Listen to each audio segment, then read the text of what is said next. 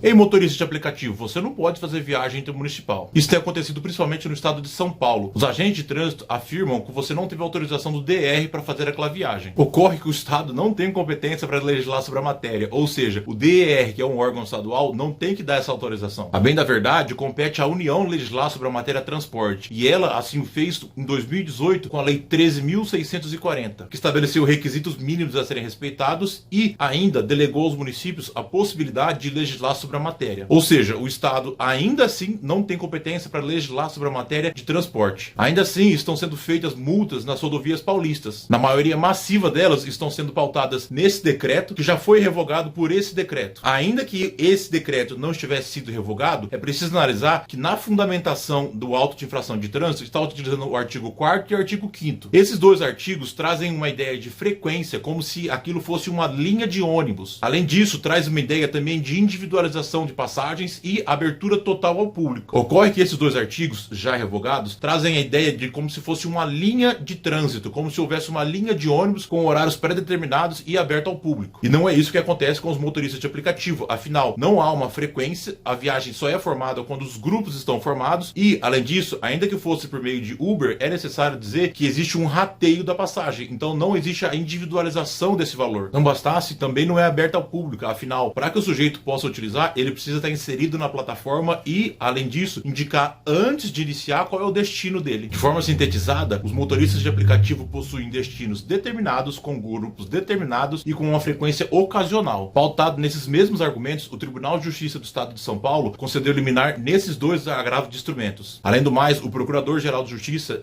neste procedimento, também apresentou um parecer favorável. E como essas intervenções têm ocorrido com muita frequência e pautadas em decretos revogados, houve, nessa petição, um pedido de instalação de inquérito policial em face à Artesp. No final das contas, você não pode ser multado por isso porque estão fundamentando em um decreto revogado. Ou seja, não existe legislação aplicável ao caso. Se você estiver sendo multado ainda assim, utilize esses recursos que eu apontei e formule o seu próprio.